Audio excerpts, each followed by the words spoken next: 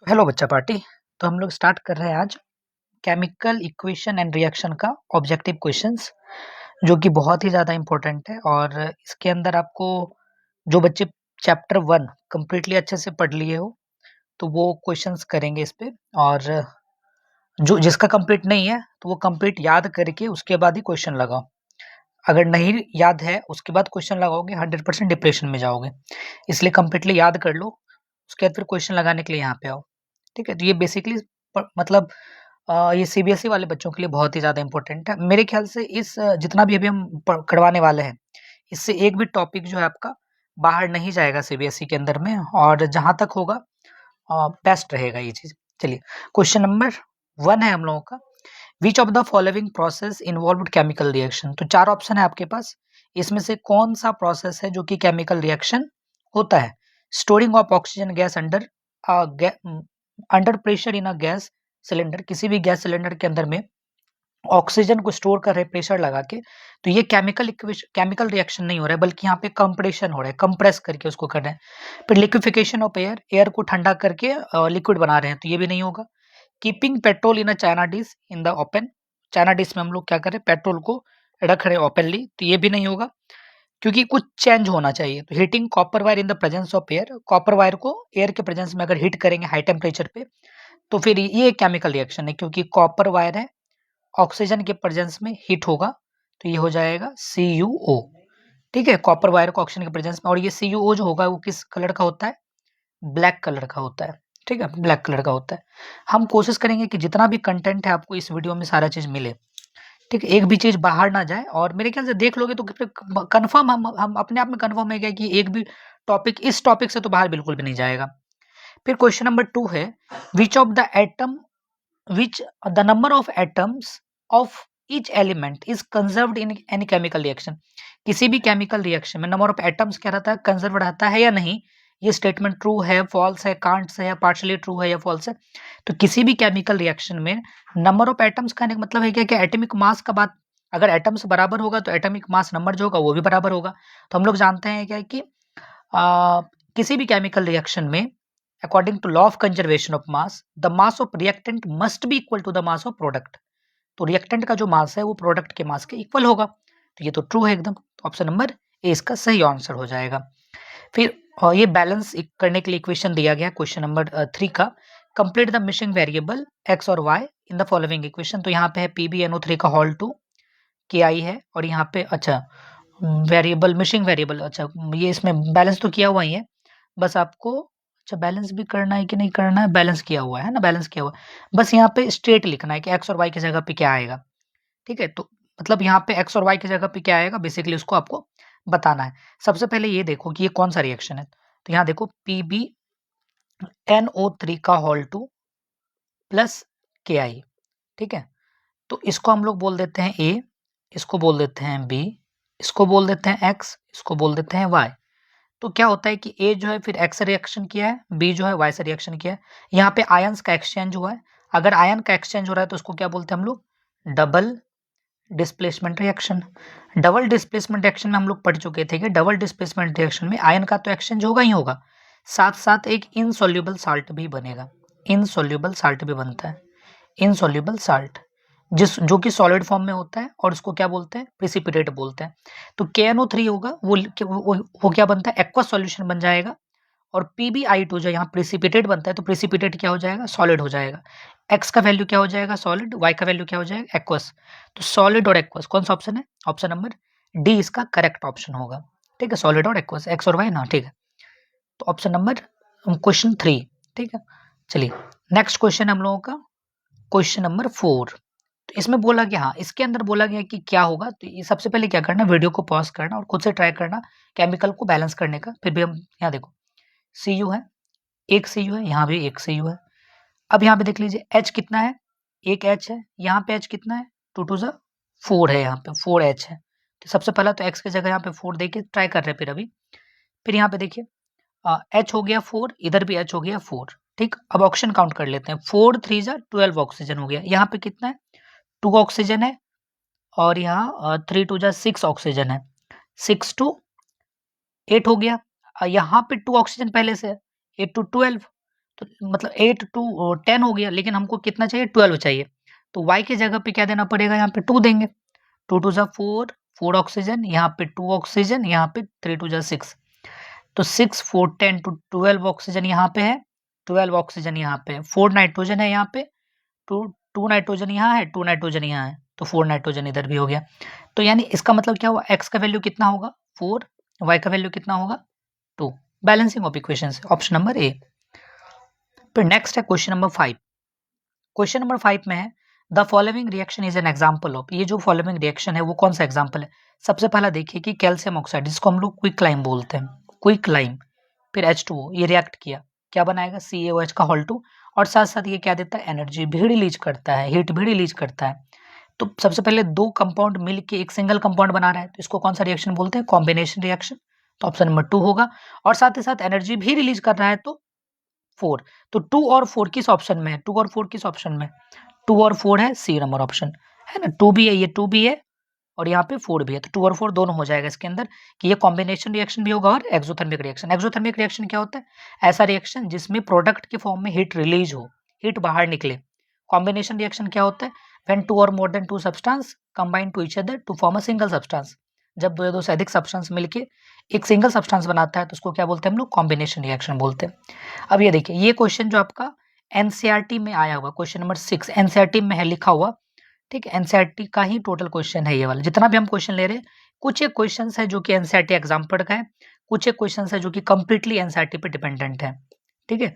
Completely जो NCERT को पूरा डीपली पढ़े हो वो आराम से उसको समझ में भी आएगा, हल्के फुल्के पढ़े हो तो फिर इसको पढ़ने के बाद कंप्लीटली डीप हो जाएगा वो। फेरस सल्फेट है FeSO4, crystal loses water when heated. तो फेरस सल्फेट को अगर हम लोग क्या बोलते हैं, इसको हम लोग नाम देते हैं, इसको हम लोग बोलते हैं ग्रीन विट्रियोल बोलते हैं इसको, इसका नाम होता है ग्रीन विट्रियोल के नाम से जानते हैं इसको, ठीक है। तो यहाँ पे कितना होता है 7H2O। तो वाटर ऑफ क्रिस्टलाइजेशन कितना है इसमें, यानी कि किसी भी कंपाउंड के साथ, किसी भी एक यूनिट कंपाउंड के साथ जितने वाटर मॉलिक्यूल्स रहते हैं उसको क्या बोलते हैं हम लोग, वाटर ऑफ क्रिस्टलाइजेशन। उसी टाइप से एक होता है ब्लू विट्रियोल। ब्लू विट्रियोल किसको बोलते हैं हम लोग, CuSO4 इंटू 5H2O। तो ये जो 5 है, ये जो 5 है, 5 क्या होगा, ये 1 यूनिट साल्ट है। 1 यूनिट साल्ट में जितना वाटर मॉलिक्यूल्स कितने हैं, 5 है, तो वाटर ऑफ क्रिस्टलाइजेशन कितने हो जाएंगे, 5। बट यहाँ फेरस सल्फेट का बोला है, तो उस कंडीशन में कितना हो जाएगा 7। अगर हम इसका रिएक्शन लिखेंगे, हिट करेंगे, तो ऑब्वियस है कि FeSO4 जो होगा ये अलग होगा, और H2O 7H2O क्या होगा, ये अलग होगा। उसके बाद फिर एनसीईआरटी के अंदर में ये देखिएगा डबल डिकम्पोजिशन रिएक्शन के अंदर में, एनसीईआरटी का सेक्शन डिकम्पोजिशन रिएक्शन में देखिएगा, फिर FeSO4 को भी हिट किया गया है। तो FeSO4 को जब हम लोग फर्दर हिट करते हैं, हिट करेंगे, तो फिर ये भी टूट जाता है। किसमें टूटता है, Fe2O3 plus SO2 plus SO3। Balance कर लीजिएगा खुद से आप लोग, ठीक, उतना समझदार हो। तो ये भी टूटता है, तो इसको भी कंप्लीटली याद रखिएगा। अगर नहीं पढ़े तो जाके पढ़ लीजिएगा, या बुक खोल के आगे में रखो, ठीक है, बुक का ही सारा कंटेंट है इसके अंदर। फिर आगे क्वेश्चन, अच्छा क्वेश्चन नंबर 7, हीटिंग, ओहो 7, heating of limestone produces. Limestone क्या होता है, लाइमस्टोन किसको बोलते हैं, लाइमस्टोन बोलते हैं CaCO3 को, लाइमस्टोन बोला जाता है इसको, ठीक, इसको मिटा दें, ठीक। तो लिखने का काम भी करते रहिएगा साथ साथ, समझे। तो CaCO3 है, ये लाइमस्टोन है। इसको जब हम लोग हिट करते हैं तो क्या होता है, CaO और CO2 बनता है, ठीक है। तो CaO को क्या बोलते हैं हम लोग, CaO को क्या बोलते हैं हम लोग, इसको बोलते हैं हम लोग क्विक लाइम। क्या बोलते हैं इसको, क्विक लाइम। क्विक लाइम क्या है, बी है। सिलेक्ट लाइम का फॉर्मूला क्या होता है, सिलेक्ट लाइम का होता है CaOH का Hol2, ठीक है। कॉस्टिक सोडा का फॉर्मूला क्या होता है, कॉस्टिक सोडा का होता है NaOH, ठीक है। और अगर मेरे को पूछा जाए कॉस्टिक पोटास का फॉर्मूला क्या होता है, KOH, ठीक है। तो ये रिएक्शन थर्ड चैप्टर में है कॉस्टिक सोडा के बारे में, तो उसको बहुत अच्छे से देखना है। सॉरी थर्ड नहीं, दूसरा में है, एसिड बेस एंड सॉल्ट में, उसका फॉर्मेशन हम लोग जब वो चैप्टर करेंगे। तो अभी हम लोग जितना भी एनसीईआरटी का चैप्टर वाइज ऐसे ही करके सारे ऑब्जेक्ट्स को लगाने वाले हैं, एक भी क्वेश्चन नहीं छोड़ेगा अपन लोग, सारे का एक एक करके बदला लेगा। Question number 8, carbon dioxide gas burn with a pop sound. Carbon dioxide जो है ये पॉप साउंड के साथ जलता है, ये सही है या गलत है। जब हम इसको कैंडल के नजदीक ले जाते हैं, है ना, when a burning candle is brought near it. तो ये स्टेटमेंट बिल्कुल फॉल्स है। कैसे? क्योंकि H2 गैस है, मतलब हाइड्रोजन गैस है, जिसको हम लोग कैंडल के पास ले जाएंगे तो ये पॉप साउंड के साथ जलेगा। तो फिर कार्बन डाइऑक्साइड गैस कैसे पहचानोगे कि कार्बन डाइऑक्साइड गैस है? तो कार्बन डाइऑक्साइड को जब भी कोई गैस फॉर्म्ड हो रहा है, अगर उस गैस की वजह से पूरा सॉल्यूशन मिल्की हो रहा है, दूधिया हो रहा है ना, व्हाइट कलर का हो रहा है, तो समझ लेना वहां पे कार्बन डाइऑक्साइड गैस का फॉर्मेशन हुआ है। चलिए क्वेश्चन नंबर 9। देखो, जो क्वेश्चन आपको आता है, बहुत अच्छी वाली बात है, जो क्वेश्चन एकदम आपके लिए एकदम नया है वो क्वेश्चन को लिख लो अच्छे से। ठीक है, तो ये बोलेंगे, पढ़ने का ये तरीका है। क्वेश्चन नंबर 9 में the formation of quicklime and carbon dioxide form a calcium carbonate. मतलब क्या हो, यहाँ देखिए, यहाँ में कहाँ लिखे, यहाँ पे लिखते हैं, दिखेगा सर तुम लोग को, CaO है, कार्बन डाइऑक्साइड क्विकलाइम हो गया ये वाला, CO2 है, ये क्या बनाएगा, कैल्शियम कार्बोनेट बनाएगा, CaCO3 बनाएगा। ठीक है, तो ये किस टाइप का रिएक्शन है? तो इसमें क्या होता है कि हम लोग किस टाइप का रिएक्शन बोलते हैं इसको, दिमाग लगाओ। अभी जस्ट हम लोग देखे थे, फ्रॉम कैल्शियम को, सॉरी कैल्शियम कार्बोनेट, उल्टा हेयर हो गया ना, हाँ, यहाँ पे कैल्शियम कार्बोनेट से क्या बन रहा है, CaO और CO2 बन रहा है। तो ये किस टाइप का रिएक्शन, तो हम लोग को याद होगा, हम लोग हीट करते हैं तो ये बनता है। तो जब हीट करेंगे तब बनेगा, तो इसको कौन सा रिएक्शन बोलते हैं, थर्मल डिकम्पोजिशन रिएक्शन। अगर आप लोग को अच्छे से याद है तो डिकम्पोजिशन रिएक्शन बेसिकली 3 टाइप का होता है। एक होता है थर्मल डिकम्पोजिशन रिएक्शन, एक होता है लाइट डिकम्पोजिशन रिएक्शन, एक होता है इलेक्ट्रिक डिकम्पोजिशन रिएक्शन, जिसको हम लोग इलेक्ट्रोलिसिस के नाम से जानते हैं। ठीक है, जिसको हम लोग इलेक्ट्रोलिसिस के नाम से जानते हैं। अब देखिए फिर आगे देखते हैं, इसको मिटा रहे हैं हम, है ना, परेशान मत होना, हम सब टिक करेंगे इसमें। ये B number option 10, electrolysis of water is a decomposition reaction. एकदम सही बात है भाई, इलेक्ट्रोलिसिस ऑफ वाटर में जब हम लोग इलेक्ट्रिक करंट पास करते हैं, ठीक है, तो ये टूट जाता है H2 और O2 में।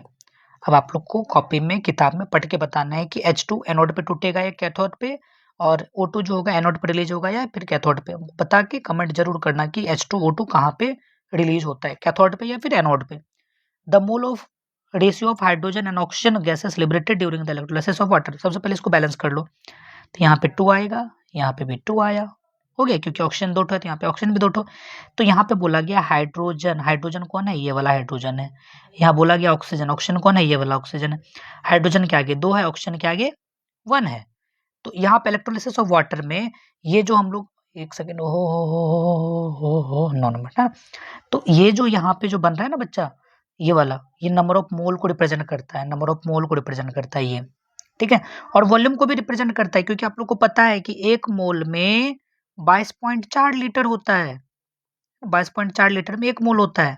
ठीक है, तो ये भी माइंड में रखना अच्छे से, 22.4 लीटर में 1 मोल होता है। तो ये वॉल्यूम को भी रिप्रेजेंट करता है, साथ साथ मोल को भी रिप्रेजेंट करता है। अच्छा, इस टाइप के कोफिशिएंट को क्या बोलते हैं हम लोग, इस टाइप के कोफिशिएंट को बोलते हैं स्टोक्योमेट्रिक कोफिशिएंट। H2O के आगे स्टोक्योमेट्रिक कोफिशिएंट, H2 के आगे स्टोक्योमेट्रिक कोफिशिएंट, O2 के आगे स्टोक्योमेट्रिक कोफिशिएंट बोला जाता है। तो H2 के आगे 2 है और O2 के आगे 1 है, तो यही हो गया 2:1 मोल का रेशियो हो गया। ठीक है, 2:1। अगर वॉल्यूम का रेशियो पूछेगा तो वॉल्यूम का भी रेशियो यही होगा। अगर बोलेगा स्टोक्योमेट्रिक कोफिशिएंट बोलेगा तो भी यही होगा। कौन सा ऑप्शन होगा बच्चा पार्टी, 10 का B.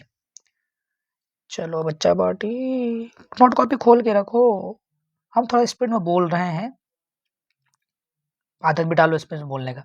Which of the following can be decomposed by action of sunlight. Sunlight के एक्शन में कौन डिकम्पोज होता है? तो बच्चा पार्टी पूरे ग्राम मतलब पूरे केमिस्ट्री का चैप्टर 1 के अंदर में, 10th के अंदर में बस 2 ही रिएक्शन है, क्या ये AgCl वाला है और AgBr है। ठीक है, जिसका हम लोग फोटोग्राफी है ना, क्या बोलते हैं इसको, ब्लैक एंड व्हाइट फोटोग्राफी में भी यूज करते हैं। ठीक है, तो इसमें से कौन होगा जिसको हम लोग सनलाइट में रखेंगे तो टूट जाएगा, तो AgBr होगा। अच्छा, कोई रिएक्शन बता दो यार। तो AgBr को जब अपन लोग सनलाइट में रखेगा तो ये Ag बनाएगा और Br2 बनाएगा। ठीक है, Br2 क्या, ब्रोमीन गैस है, Ag क्या है, सिल्वर है, सिल्वर ब्रोमाइड बोलते हैं इसको। ठीक, चलो बंद करते हैं। हम इतना कंफर्म करके बोल रहे हैं कि जितना पढ़ा रहे हैं इससे बाहर नहीं, इससे बाहर कंसेप्ट में पूछ दिया तो बोलना, ठीक है, इससे बाहर नहीं पूछेगा, 100% हम श्योर है। व्हाट विल हैपन, क्या होगा, when silver chloride is placed in the, अब देखो यार, सिल्वर क्लोराइड को जब हम लोग सनलाइट में रखेंगे तो क्या होता है, तो सिल्वर क्लोराइड को सनलाइट में रखेंगे तो ये Ag और Cl2 में टूट जाएगा, Ag और Cl2 में टूट जाएगा। तो इसमें क्या बोला गया है कि white silver chloride changes into grey colour compound. Yes बच्चा, ग्रे कलर कंपाउंड में कन्वर्ट हो जाता है।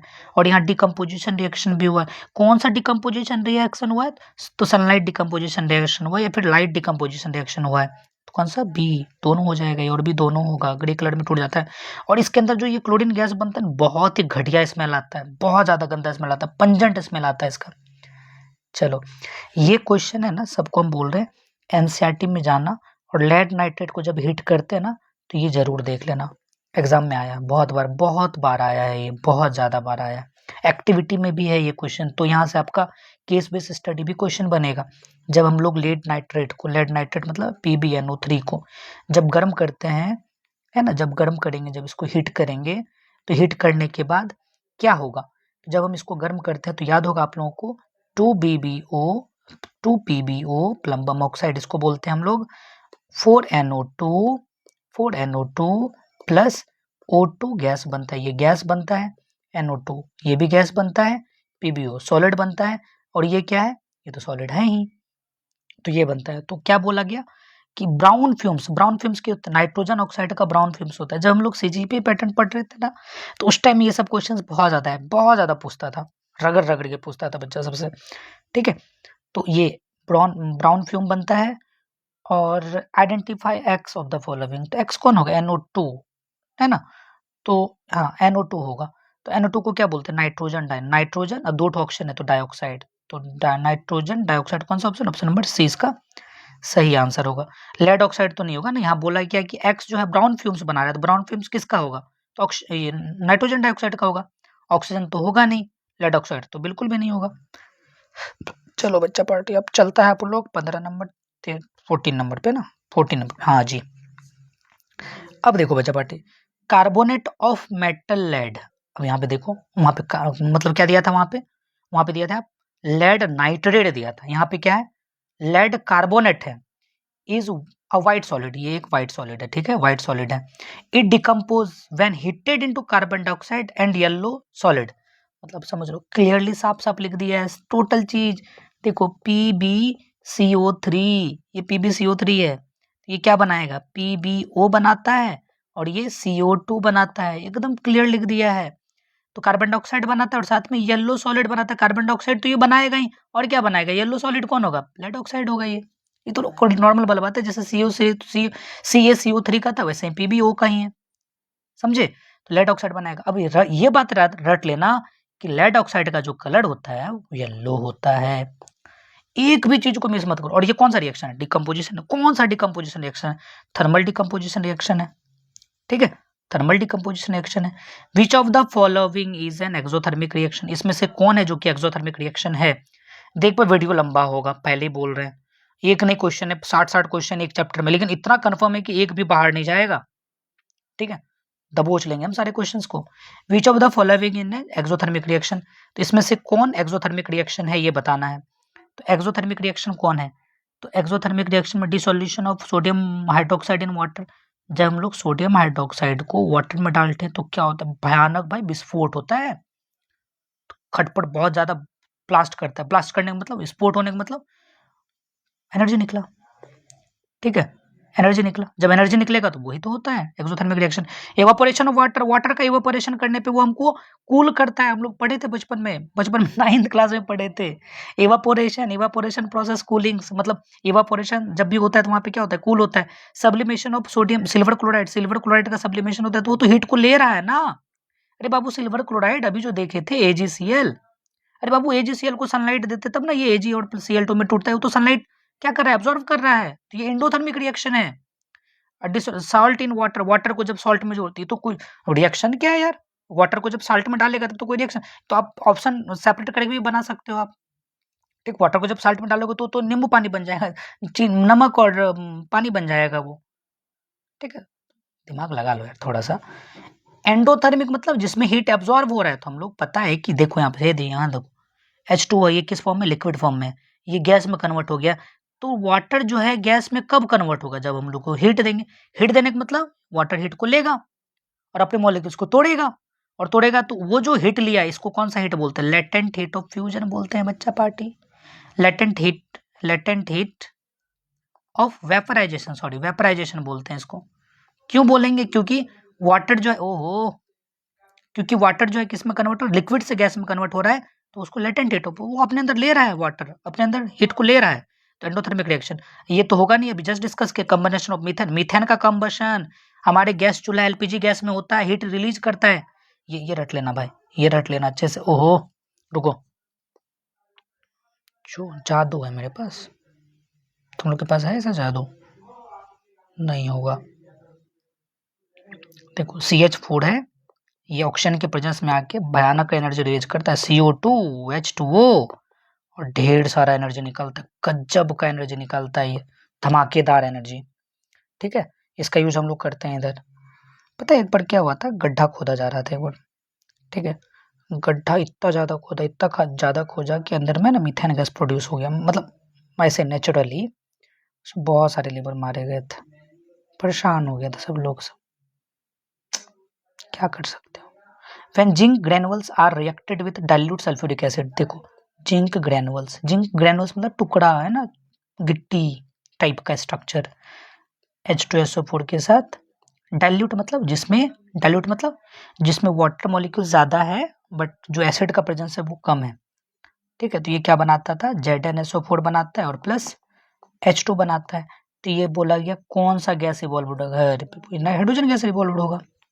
ठीक है, विच ऑफ द फॉलोइंग, बच्चा ये सब याद रखने वाला बात है, जब तक याद नहीं रखोगे तब तक कोई उपाय नहीं है।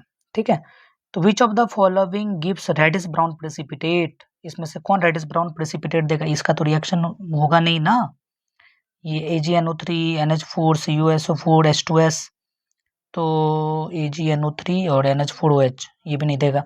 तो ये देखो रेडिश ब्राउन, याद रखो रेडिश ब्राउन। क्वेश्चन बना कहाँ, देखो देखो ना क्वेश्चन कैसे बना है, रेडिश ब्राउन। अभी हम तुमको दिखाते हैं क्वेश्चन कैसे बनता है।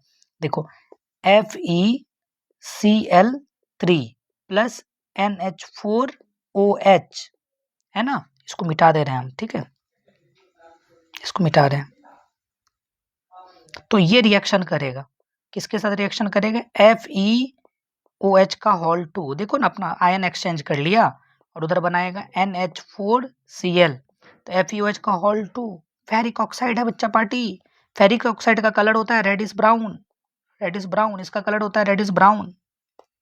ठीक है, अच्छा और एक चीज है हम लोग को याद आ गया सडनली जबरदस्त तरीके से, तो एक क्वेश्चन और है कि जब हम लोग कॉपर सल्फेट में आयरन को डालते हैं तो क्या होता है, तो कॉपर सल्फेट में जब भी हम आयरन को डालते हैं तो ये FeSO4 प्लस Cu बनाता है, इसीलिए कॉपर सल्फेट का कलर कैसा होता है, ब्लू है, पानी। ठीक है, तो FeSO4 का रंग बदल जाता है। अब आप लोग बताओगे क्योंकि ये एनसीईआरटी का क्वेश्चन है, तो FeSO4 का कलर कैसा हो जाता है, दिमाग लगा के बताना, FeSO4 का कलर कैसा हो जाता है, दिमाग लगा के बताना, समझे। हम इसको मिटा देते हैं, ठीक है हम मिटा रहे हैं इसको। अच्छा न्यूट्रलाइजेशन रिएक्शन क्या होता है, इसमें और 2-3 रिएक्शन बचा हुआ है ना इसमें, अच्छा वो तो गया ना। The following reaction is an example of, देखो Fe2O3 है, Al है, Al Fe से ज्यादा रिएक्टिव है, तो Al क्या करेगा, Fe को लात मारेगा कस के, बोलेगा चल भाग, तो Fe और Al2O3 बना लिया। अच्छा Al2O3 का कमर्शियल नेम क्या है, इसको बोलते हैं एल्यूमिना, क्या बोलते हैं इसको, एल्यूमिना। ठीक है, तो ये कौन सा रिएक्शन है, सिंगल डिस्प्लेसमेंट रिएक्शन है या फिर डिस्प्लेसमेंट रिएक्शन है। ठीक है, डबल डिस्प्लेसमेंट रिएक्शन में आयन का एक्सचेंज होता है, थर्मल डिकम्पोजिशन रिएक्शन में हीट देने पे कोई भी सब्सटेंस को डबल भाग में टूट जाता है, न्यूट्रलाइजेशन रिएक्शन में क्या होता है, एसिड रहता है और बेस रहता है, ये साल्ट बनाता है और वाटर बनाता है, एसिड और बेस मिलके साल्ट और वाटर बनाएगा, ये न्यूट्रलाइजेशन रिएक्शन है। ठीक है बच्चा पार्टी, एक क्वेश्चन और बच गया, बहुत ज्यादा क्वेश्चन है बालक, पढ़ना पड़ेगा, टाइम तो है नहीं उतना ज्यादा, भी तो पढ़ना तो पड़ेगा। विच of the following is incorrect statement, कौन इनकरेक्ट स्टेटमेंट है, तो अब याद रखो, केदारनाथ का माली आलू जरा फीका पकाता है, क्यूट हैदर आएगा और बहुत पीटेगा। मतलब जैसे जैसे हम इधर जाएंगे वैसे वैसे क्या होगा, रिएक्टिविटी सीरीज लगातार घटता जाएगा। तो अब इधर चेक कर लेते हैं, Hg is more reactive than H। H कहाँ आ रहा है, यहाँ पे आ रहा है। Mg है, यहाँ पे आ रहा है। तो ऑब्वियस है सही reaction. Incorrect incorrect incorrect. Fe is less reactive than zinc. तो Fe यहाँ पे है, जिंक यहाँ पे, तो ऑब्वियस है Fe जो है कम रिएक्टिव है जिंक से। Cu is more reactive than Al।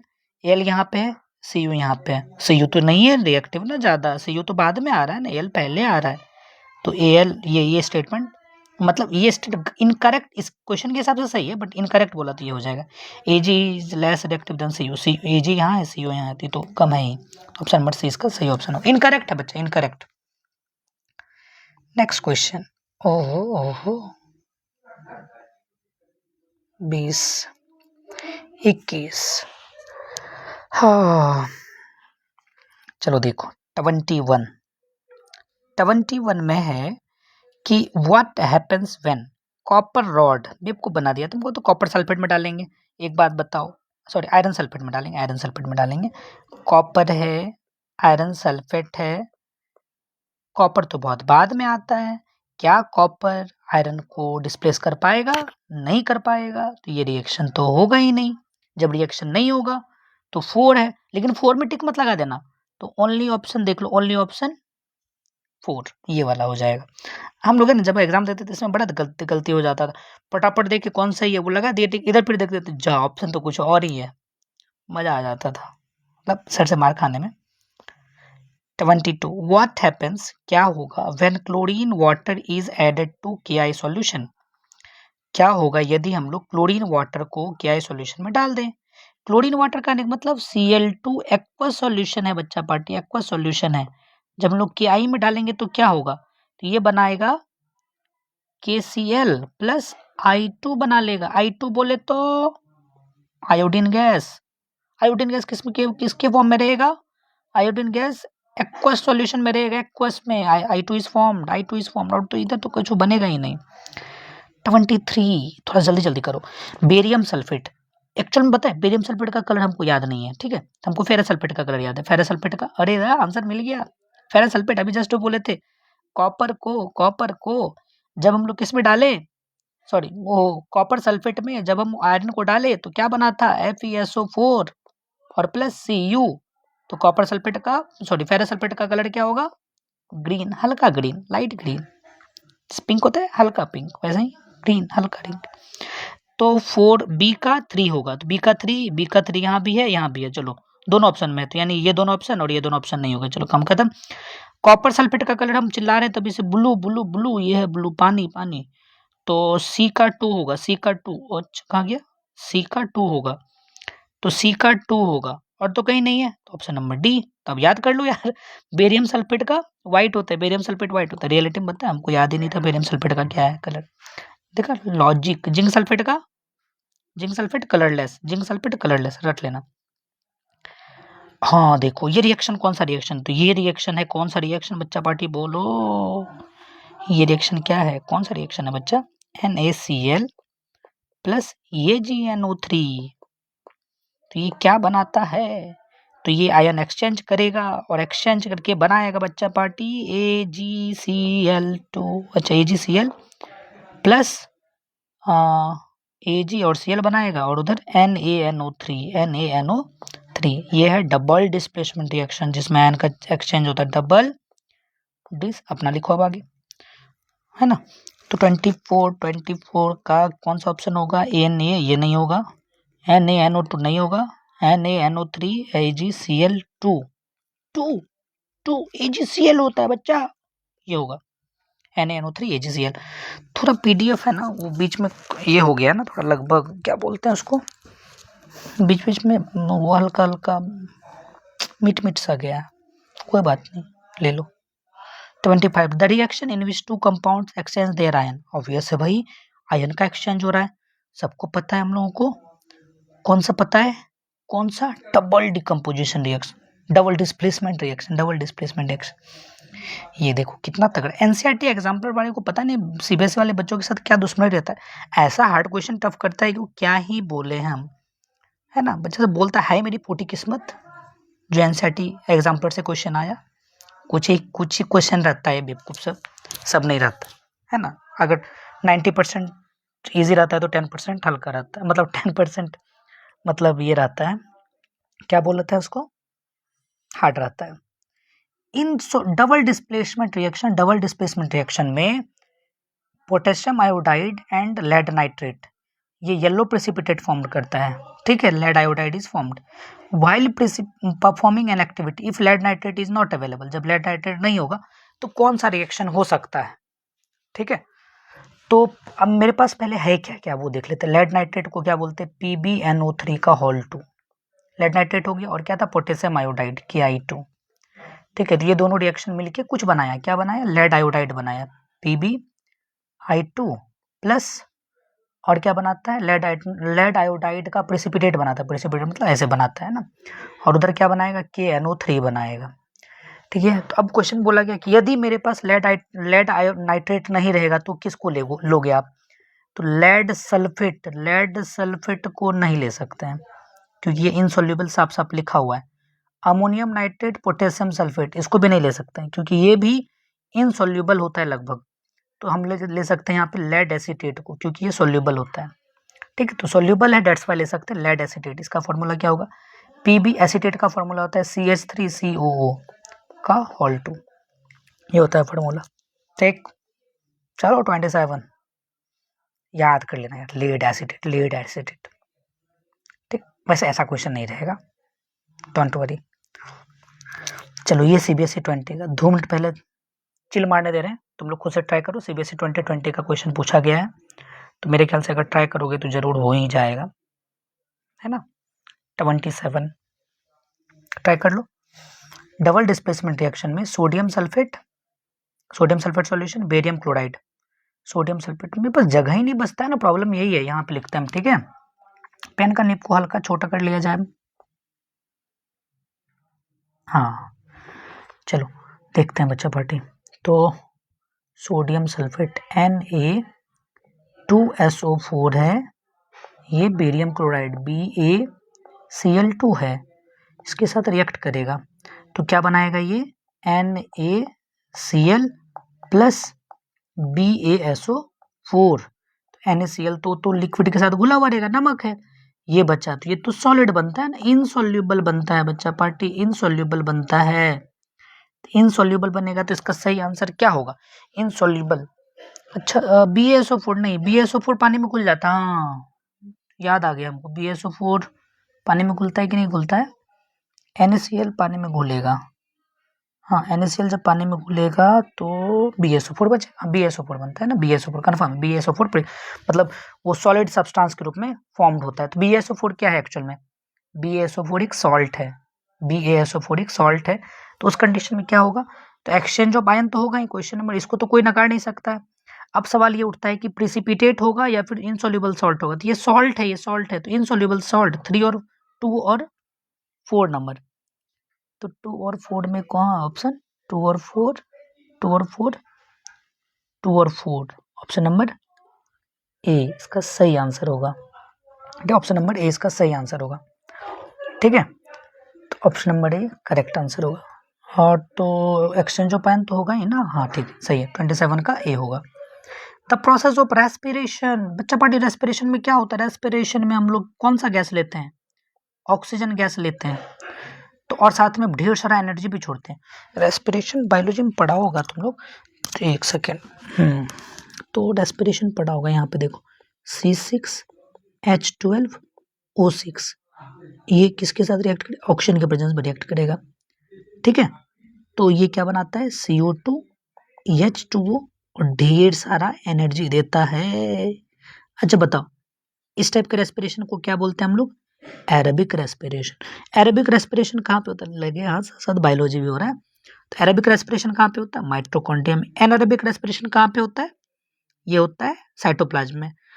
Aerobic respiration, चलो ठीक है, एरोबिक रेस्पिरेशन में 36 to 38 ATP एनर्जी रिलीज होता है, एनारोबिक रेस्पिरेशन में 2 से 4 ATP एनर्जी रिलीज होता है। और क्या क्या होता है, एनारोबिक रेस्पिरेशन में जो प्रोडक्ट होता है इथेनॉल बन सकता है जिसको फर्मेंटेशन प्रोसेस के थ्रू बनता है, और लैक्टिक एसिड फॉर्म्ड हो सकता है। एनारोबिक रेस्पिरेशन में एरोबिक रेस्पिरेशन में वो तो CO2H2 और एनर्जी बनेगा। तो ये क्या हो रहा है, ऑक्सीजन का कॉम्बिनेशन हो रहा है ना। तो ऑक्सीजन का जब कॉम्बिनेशन हो तो बच्चा पार्टी ऑक्सीडेशन हो गया। ऑक्सीडेशन किसका ऑक्सीडेशन हो रहा है, तो ग्लूकोज का ऑक्सीडेशन हो रहा है, और साथ साथ ऑक्सीडेशन भी हो रहा है, और साथ साथ ये कौन सा रिएक्शन है, एनर्जी भी रिलीज हो रहा है। तो कौन सा रिएक्शन होगा बोलो। तो ए नंबर ऑप्शन, ऑक्सीडेशन भी है और एक्सोथर्मिक रिएक्शन भी है। चलिए पढ़ते हैं आगे की तरफ। देखो हम थके नहीं है, तुम लोग थकोगे तो फिर प्रॉब्लम है, फिर गंदी वाली बात है। अच्छे से देखना इसको पूरा। तो magnesium ribbon is burned which of the following statement is correct. Magnesium ribbon को जब हम लोग जलाते हैं तो क्या होता है, magnesium ribbon burn with white flame and changes into white powder. ये तो ऑप्शन नंबर ए ही हो जाएगा इसका।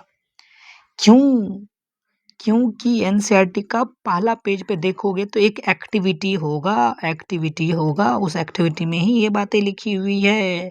मैग्नीशियम रिबन का यूज कहाँ करते हैं जलाने में, वो स्टेडियम सब में देखे होंगे ना, बहुत ज्यादा कोई जीतता है तो बहुत ज्यादा पटाखा उटाखा सब फोड़ता है, तो वो मैग्नीशियम रिबन भी रहता है उसके अंदर में। Fireflies glows at night. Fireflies समझते हो ना, जिसको हम लोग क्या बोलते हैं, फायर फ्लू जो तो है, क्या बोलते हैं उसको,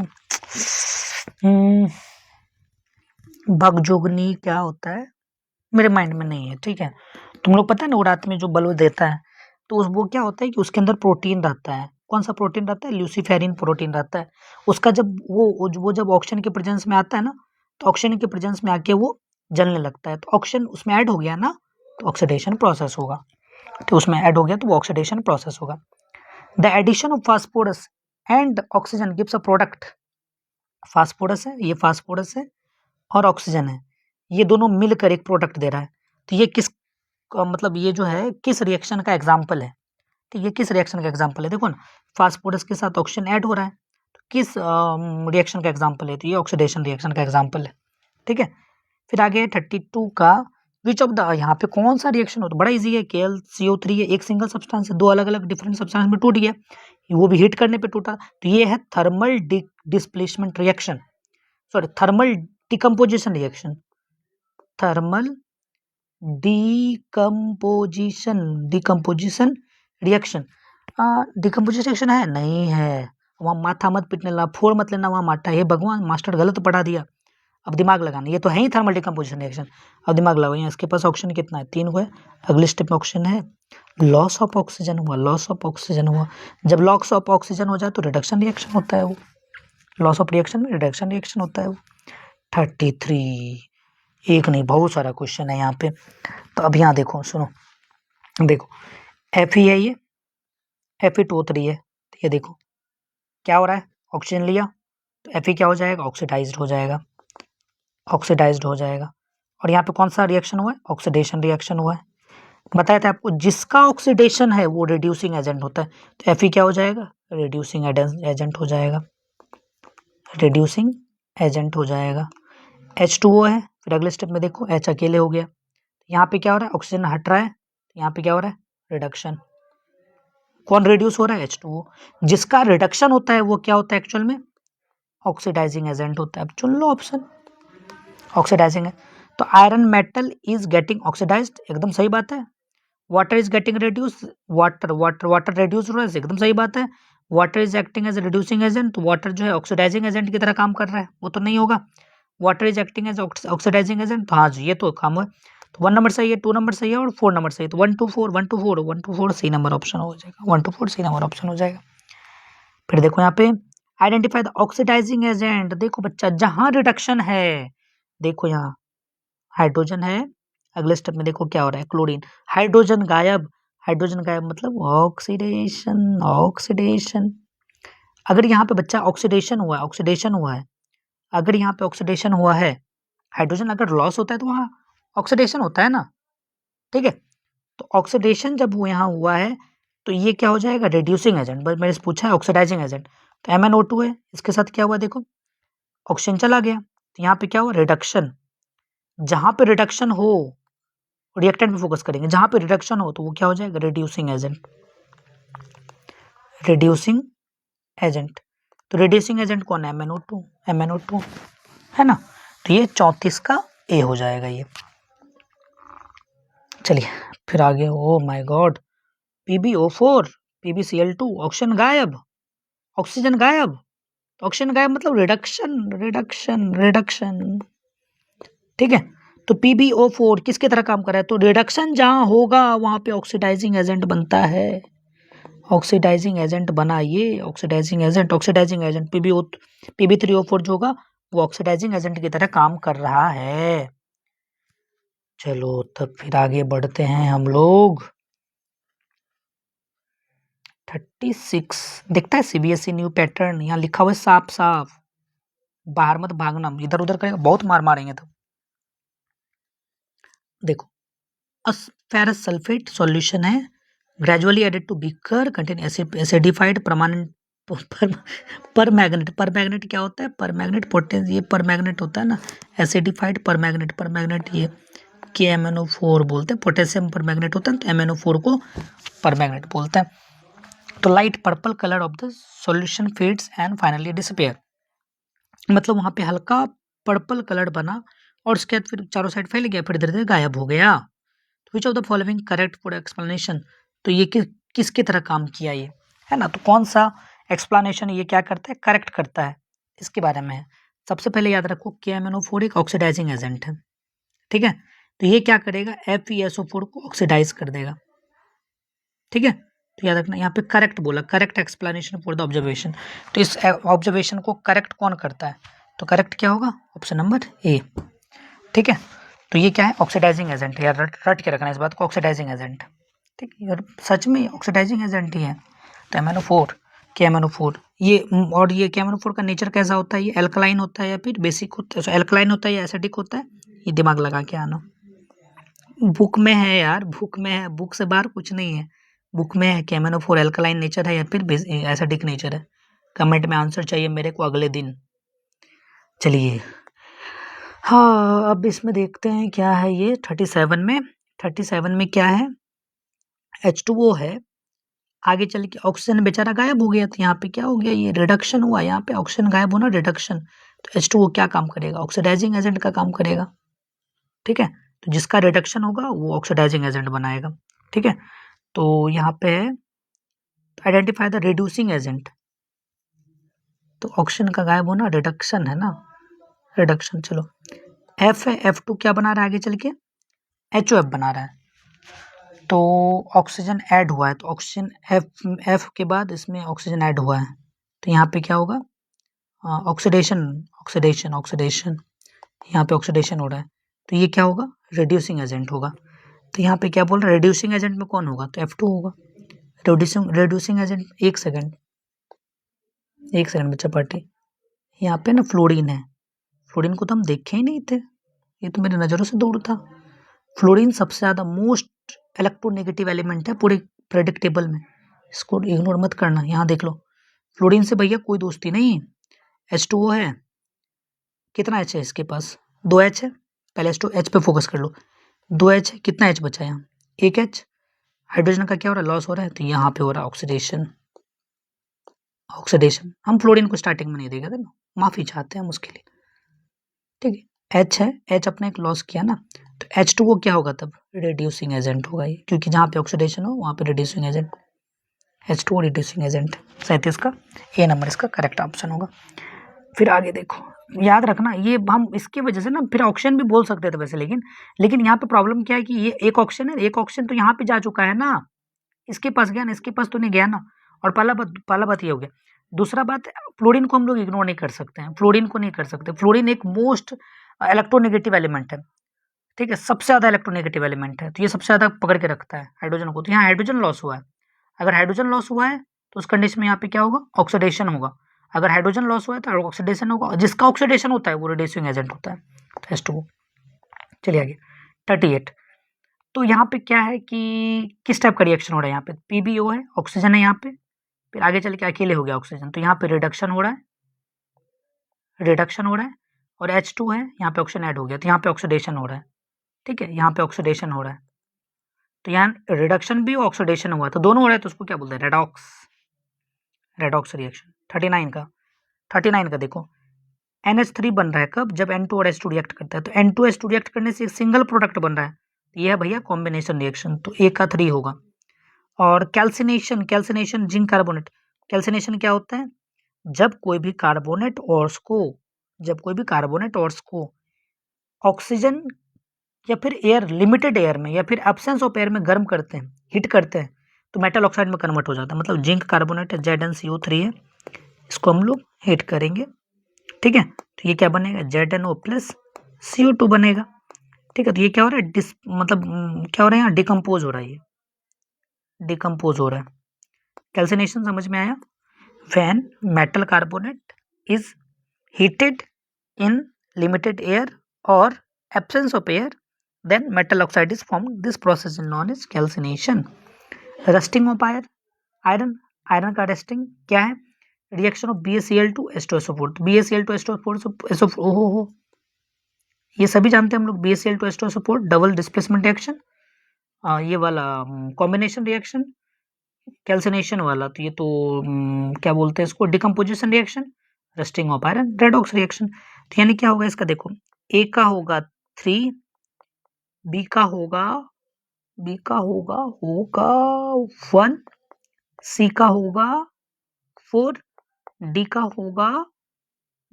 होगा 2। तो A3 देख लेते, चेक कर लेते हैं यहाँ पे, देखो A3 B1 C4 D2, option number A इसका करेक्ट ऑप्शन होगा। भाई 45 मिनट का वीडियो हो गया, वाओ। सर का बार बार, हम जिस सर से पढ़ते हैं ना उसका बार बार मैसेज आता है, ठीक है, लेकिन हम पढ़ते हैं, तुम लोग जैसे फांकी नहीं मारते हैं बेवकूफ से। 40, gold is a metal which does not corrode, सही बात है, जल्दी नहीं होता है गोल्ड जो है वो जल्दी कोरोड नहीं होता है, तो ट्रू है, ये स्टेटमेंट ट्रू है, इसमें क्या सोचना। 41 है, the iron rod is covered with reddish brown layer which damage the surface of rod. ये देखे होंगे, आयरन रॉड है ना, आयरन रॉड जो है जब इसको एटमॉस्फेयर में छोड़ते हैं ना तो रेडिश ब्राउन हेयर पकड़ लेता है। Which of the following method use to prevent is damage, तो ये कौन सा मेथड है जिससे कि हम इसको डैमेज कर सकते हैं? इसके आगे बेस लगा देंगे, एसिड लगा देंगे, कॉपर कुछ नहीं यार, जिंक का थिन लेयर चढ़ा देंगे, जिसको हम लोग क्या बोलते हैं? गैल्वनाइजेशन बोलते हैं, गैल्वनाइजेशन बोलते हैं। यहाँ पे क्या बोल रहा है? तो आपको घुमाया क्वेश्चन, यहाँ पे कुछ नहीं हो रहा है, यहाँ पे तो कोरोजन हो रहा है, कोरोजन हो रहा है, जिसको बोलते हैं रस्टिंग ऑफ आयरन हो रहा है, rusting of iron. Rusting of iron को कैसे बचाते हैं? पेंट करके बचाते हैं, और क्या करते हैं? वो क्रोम प्लेटिंग करते हैं, फिर और क्या करते हैं उसमें? फिर पेंट क्या बोलते हैं उसको? ग्रीस या मोबिल लुब्रिकेंट लगा सकते हैं, गैल्वनाइजेशन कर सकते हैं, उसको एलॉय बना सकते हैं, क्योंकि एलॉय में जल्दी जंग नहीं लगता है। केमिकली रस्ट इज, तो केमिकली रस्ट क्या है? तो केमिकली रस्ट एक हाइड्रेटेड फेरिक ऑक्साइड है, हाइड्रेटेड फेरिक ऑक्साइड है, फेरिक ऑक्साइड Fe2O3 इसको बोलते हैं ferric oxide.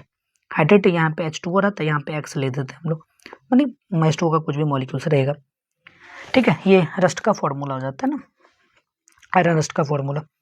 43, food items made of oil and fat, ठीक है, तो हम लोग इसको नाइट्रोजन गैस भर लेते हैं, क्यों भरते हैं? ताकि ये रेंसिड मतलब महकने से बच जाए, सही है ये।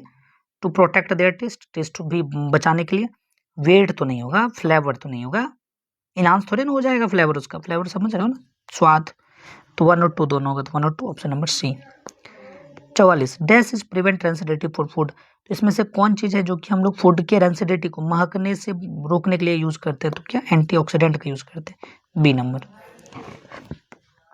चलो हम लोग एसेशन रीजन नेक्स्ट डे करेंगे कि अभी करेंगे? वीडियो बहुत लंबा हो जाएगा, अगले दिन हम लोग एक वीडियो बनाएंगे जिसमें एसेशन रीजन और केस बेस्ड स्टडी वाला सारा क्वेश्चन है कवर कर लेंगे उसके अंदर। विच of the following gas can be used storage of fresh sample in an iron well long time, इसमें से कौन सा गैस जो है यूज किया जाता है किसमें? वो ऑयल को लंबे समय तक रोकने के लिए। तो इसका तो हम लोग सभी जानते ही हैं, एक दो ही गैस होता है जो कि इनर्ट गैस की तरह यूज करते हैं हम लोग, हीलियम और नाइट्रोजन। अच्छा, अगर आपसे पूछ दिया जाए इनर्ट गैस का नाम बताओ, helium, neon, argon, krypton, xenon, radon, ये हीलियम गैस। 46, थक गया। Zinc granules are treated with H2SO4, तो ये क्या बनाता है? हाइड्रोजन गैस बनाता है, हाइड्रोजन गैस। ए का 3 है कोई? अरे बस 3 में तो एलिमिनेट तो सिर्फ एक हुआ। Calcium carbonate on react, calcium carbonate CaCO3 plus HCl, तो ये क्या बनाता है CaCl2 plus H2O plus CO2। Property याद होगा, मेटल का कार्बोनेट या बाइकार्बोनेट जब एसिड से रिएक्ट करता है तो सॉल्ट, वाटर और CO2 गैस बनाता है, तो HCl का तो CO2 ही हो गया। Lead nitrate is heated with the hard glass test tube. Lead nitrate को जब हीट करते हैं तो अभी देखो जस्ट बताए थे ना, PbNO3 को जब हीट करते हैं तो क्या होता है, NO2 और PbO और O2 बनता है, तो यहाँ पे NO2 का कैसा फ्लेम रहता है, ब्राउन फ्लेम रहता है, तो ये क्या होगा, ये वाला NO2 बनाएगा। मतलब अभी तो क्लियर हो जाएगा। एक जिंक A3 फिर B का 2 नहीं होगा, B का 2, अच्छा ये दोनों में 2 बचा हुआ, फिर C का 4 ये भी है, चलो अभी इसको चेक करना ही पड़ेगा। KCl हम अभी जस्ट कुछ देर पहले लिखे थे KClO3, जब इसको हिट करेंगे तो KCl प्लस O2 गैस बनेगा, KCl प्लस O2 गैस बनेगा, O2 मतलब D का 1, तो कौन सा ऑप्शन हो जाएगा, 3 और कहाँ गया, A3 B का 2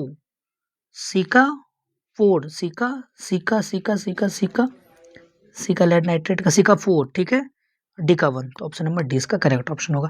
तो आज यहीं तक करते हैं, बहुत लंबा वीडियो हो जाएगा ऐसे में, मेरे पास बहुत सारा क्वेश्चन है सेशन रीजन वाला, तो उसको फिर नेक्स्ट डे करेंगे, फिर केस बेस्ड स्टडी का ही कल केस बेस्ड स्टडी और सेशन रीजन, देन उसके बाद ये चैप्टर आपका कंप्लीट होगा। उसके बाद एक भी क्वेश्चन इससे ऑब्जेक्टिव रिलेटेड तो एक भी नहीं है, बाहर पूछ सकता है मेरे ख्याल से, ठीक है। तब तक के लिए रखते हैं, फिर मिलते हैं कल इसी चैनल पे, तब तक के लिए बाय, गुड नाइट।